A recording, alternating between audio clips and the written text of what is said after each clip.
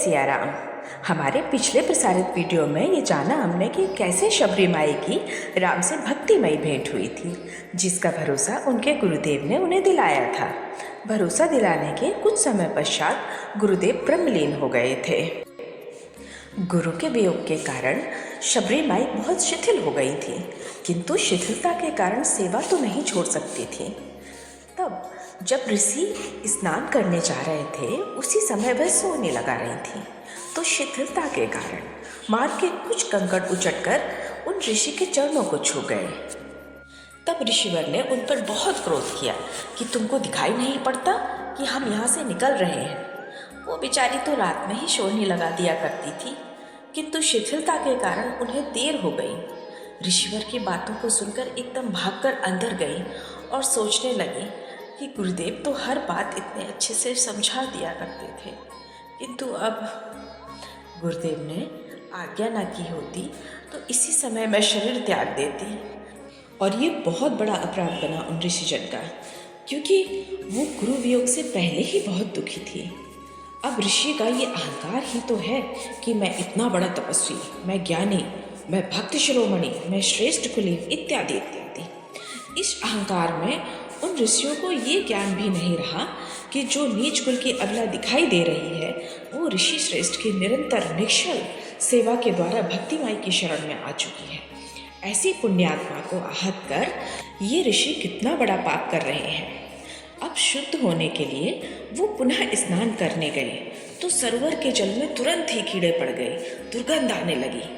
तत्काल तो उन्होंने सोचा कि शबरी का प्रभाव तो देखो कितना है कि कंकड़ स्पर्श होते ही जल दूषित हो गया।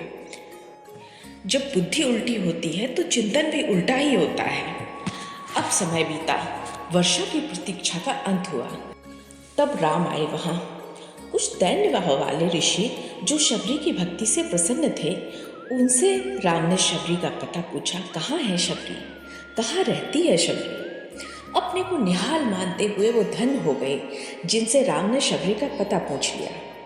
और जब उन ऋषियों ने सुना कि राम पधारे हैं और आश्रम आने की बात तो जाने दो, प्रभु इस गली में भी नहीं आए, तो सबको लगा कि क्या हमारी तपस्या में कोई त्रुटि हो गई है, क्योंकि सब तपस्या का फल तो भगवान है और भगवान आए ही नहीं। तो हमें चल के लोचन लाभ तो ले लेना चाहिए, भगवान के चरणों में प्रणाम तो करना चाहिए।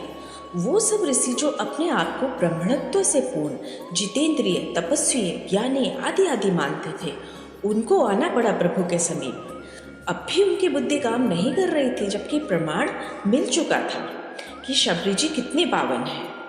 उनके मन में आता है कि बड़ी समस्या हो गई है कि ये सरोवर जो जल दूषित हो गया है, यदि प्रभु के चरण लग जाएंगे तो निर्मल हो जाएगा और हम लोगों के प्रयोग में आ जाएगा, क्योंकि शबरी की अपवित्रता के कारण वह दूषित हो गया था।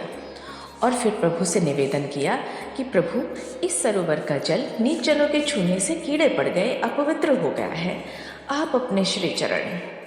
तो भगवान ने कहा, नहीं नहीं, हम तो आप ऋषियों के चरण सेवक हैं, आप डाल कर देखो अपना चरणामृत। आप तपस्वी हैं, जितेंद्रिय हैं, ब्रह्मर्षि हैं, हम तो आपके सेवक हैं, आप डाल के देखो। उनको लगा कि भगवान कह रहे हैं तो डालकर देखना चाहिए। जब डालकर देखा तो और कीड़े पड़ गए। फिर आए, बोले प्रभु ठीक तो हुआ नहीं है।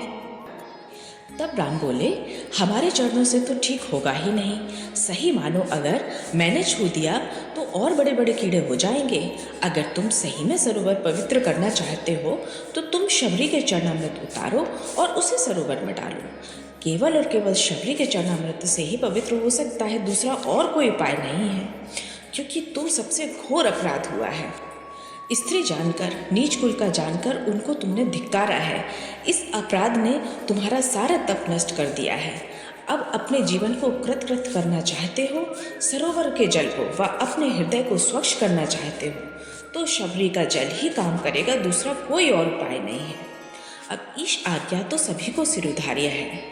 तो जो ही शबरी के चरणों ने जल को छुआ तो जल अमृत जैसा निर्मल हो गया।